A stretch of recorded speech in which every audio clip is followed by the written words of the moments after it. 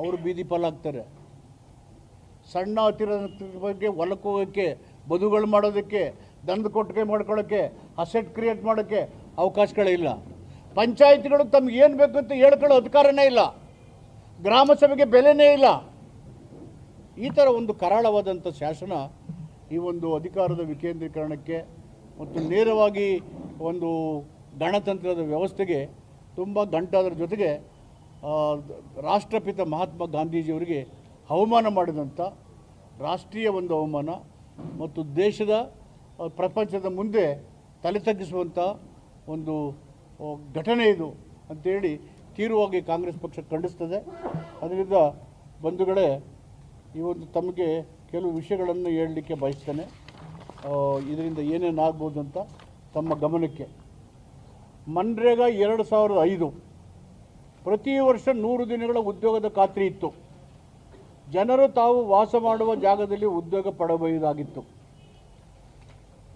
VB G RAM G 2020 ಬಂದ ಮೇಲೆ ಹೊಸ ಕಾಯ್ದೆಯ ಸೆಕ್ಷನ್ 5(1) ಪ್ರಕಾರ ಕೇಂದ್ರ ಸರ್ಕಾರ ತಾನು ನೋಟಿಫೈ ಮಾಡಿ ಬಜೆಟ್ ನೀಡಿದರೆ ಮಾತ್ರ ಇದು ಜಾರಿಯಲ್ಲಿರುತ್ತದೆ.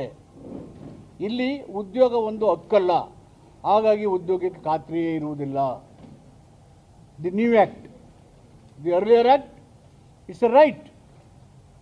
ಎಲ್ಲಿ ಕೆಲಸ ಮಾಡ್ತಾರೆ ಉದ್ಯೋಗ ಸಿಗ್ತಿತ್ತು, ಈಗ ಆ ಥರ ಇಲ್ಲ.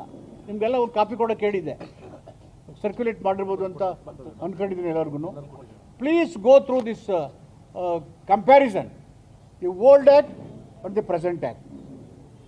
To draw an inference, it's an very important act. ಜನರ ದುಡಿಯುವ ಹಕ್ಕನ್ನು ಮತ್ತು ಆಹಾರದ ಹಕ್ಕನ್ನು ಕಸ್ಕೊಳ್ಳೋ ಜೊತೆಗೆ ಇಡೀ ರಾಜ್ಯದ ಆಡಳಿತದಲ್ಲಿ ನೇರವಾಗಿ 3 ವರ್ಷ ವಿಶ್ವಾಸ ತಗೊಳ್ದೇನೆ 60-40 ರೇಷಿಯೋ ದುಡ್ಡು ಕೊಡಿ ಅಂತಾರೆ. 90% ಕೇಂದ್ರ ಸರ್ಕಾರನೇ ಕೊಡ್ತಿತ್ತು. ಅಸೆಟ್ ಕ್ರಿಯೇಟ್ ಮಾಡೋಕ್ಕೆ ಅವಕಾಶ ಇಲ್ಲ, ಯೋಜನೆ ಮಾಡೋಕ್ಕೆ ಅವಕಾಶ ಇಲ್ಲ, ಎಲ್ಲ ಪಂಚಾಯತಿಗಳಿಗೂ ತಗೊಳ್ಳಲ್ಲ. ಸೊ ಈ ಥರದ ಅನಾಮಲೀಸ್ ಇಟ್ಕೊಂಡು ಈ ಒಂದು ಇಡೀ ಜನಜೀವನವನ್ನು, ಯಾವ ಜನರು ದೇಶದಲ್ಲಿ ಉದ್ಯೋಗ ಅರಸಿ ಬದುಕ್ತಾ ಇದ್ರು, ಗ್ಯಾರಂಟಿಯಿಂದ ಬದುಕಿದ್ರು, ಆ ಜನರ ಹಕ್ಕುಗಳನ್ನು ಮೊಟಕುಗೊಳಿಸಿದ್ದಾರೆ, ಅವರ ಹೊಟ್ಟೆ ಮೇಲೆ ಹೊಡೆದಿದ್ದಾರೆ. ಇದನ್ನು ಕಾಂಗ್ರೆಸ್ ಪಕ್ಷ ತೀವ್ರವಾಗಿ ವಿರೋಧಿಸ್ತದೆ ಮತ್ತು ಹೋರಾಟವನ್ನು ಹಂತವಾಗಿ ಹಮ್ಮಿಕೊಳ್ತೇವೆ. ಇದನ್ನು ದಯಮಾಡಿ ತಾವು ಈ ಕಾಯ್ದೆಯ ವಿವರಗಳನ್ನು, ಮೆರಿಟ್ಸ್ ಆ್ಯಂಡ್ ಡಿಮೆರಿಟ್ಸ್ ತಾವು ಅಧ್ಯಯನಶೀಲರು ಹೇಳಬೇಕು, ಜನರಿಗೆ ತಿಳಿಸ್ಬೇಕು, ಕಣ್ಣು ತರಿಸ್ಬೇಕು ಅಂತೇಳಿ ನಿಮ್ಮಲ್ಲಿ ನಾನು ಕಳಕಳಿಯಿಂದ ಪ್ರಾರ್ಥನೆ ಮಾಡ್ತೇನೆ.